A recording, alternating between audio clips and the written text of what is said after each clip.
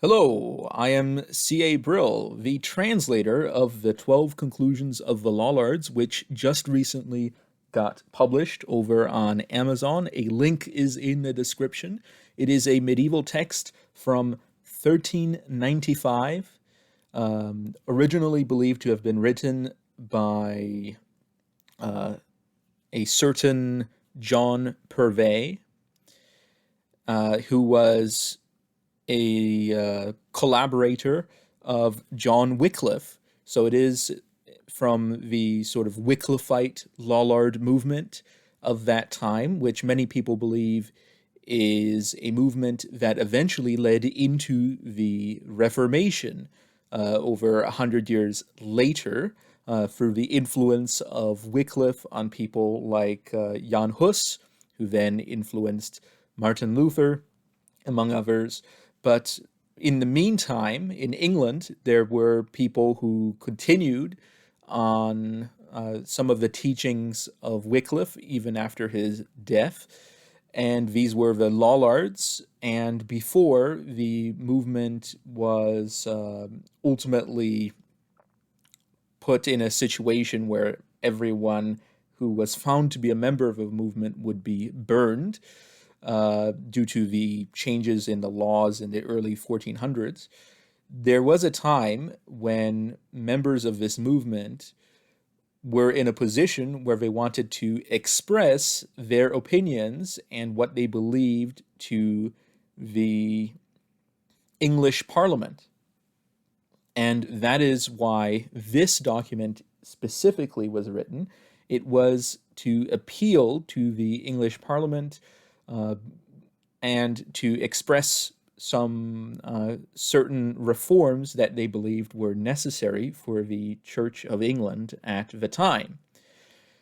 So it talks about a bunch of different things. There's, for example, a lot of criticism of monasticism, of clerical celibacy, but also things going to discussing issues like the Crusades, like abortion, like homosexuality, and how people ought to worship, whether things were becoming too ostentatious.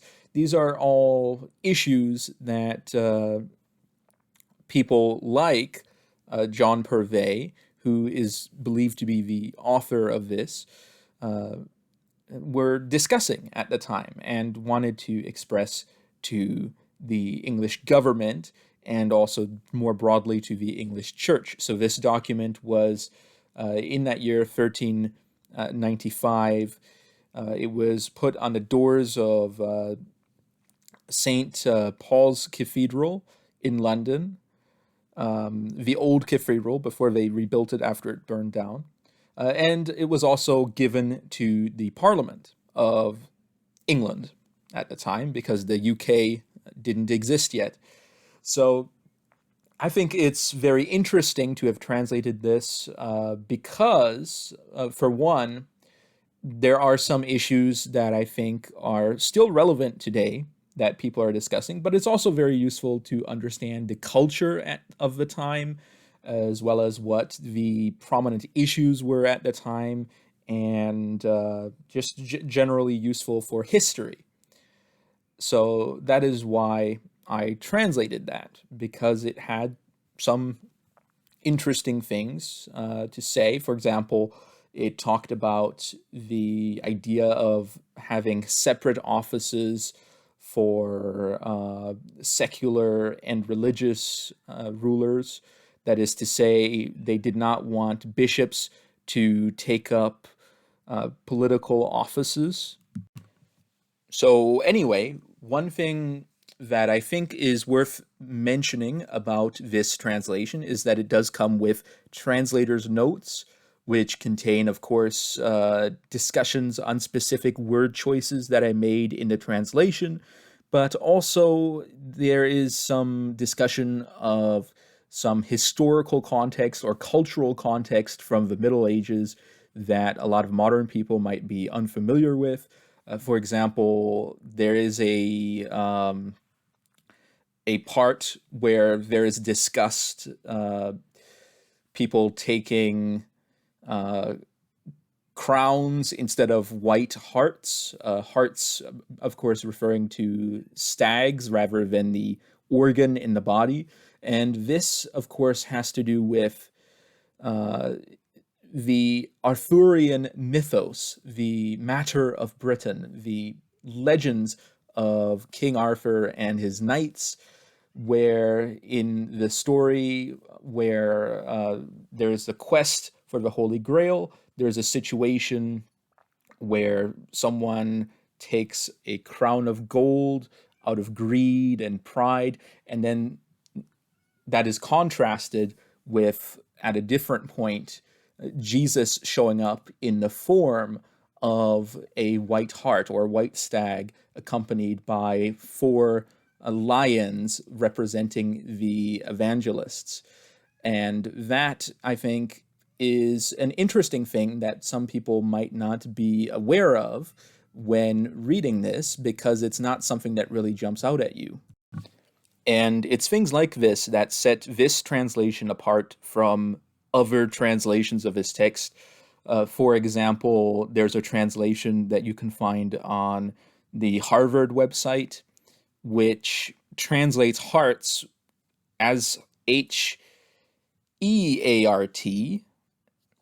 meaning the organ, which is wrong, not just because the context indicates that that's not what it's talking about, but also because of the Latin parallel that is found in the source that I am using. That is the same source that the Harvard text claims to use, which is Reverend Cronin's reconstruction of the text based off of the 3 manuscripts that are available of the response made to the 12 conclusions by a certain Dimmock in the 1390s. And it is in that text that there is the original Middle English, as well as its Latin translation, which, from the context of people living at the time, helps us understand what they would have, as speakers of Middle English, understood the text to mean in a different language, that is Latin. And the Latin text very clearly uses the term for deer or stags rather than for the organ. And beyond that, the word is hertis, and if you are familiar with, let's say, other languages, as I am with German, it's similar to the German Herz, and that is the name of the organ. But the Middle English text that I translate as heart, H-A-R-T, or with an S, of course, because it's plural, is heartis, not hertis. So in that sense, Middle English, there's a vowel shift that occurs that has not yet occurred at the time that this text was written. And that is why I made that choice, not just because of the context, but because of an understanding of how these words would sound in relation to the vowels, as well as an understanding of the Latin text that is parallel to that. And that is why the translation that I made is higher quality than the one from Harvard, not just because the one from Harvard uses antiquated spelling, but also because my translation goes into the meaning of the words to get a more accurate translation. And of course, I didn't just do this from just having knowledge of Middle English all by myself, because most people don't speak Middle English nowadays.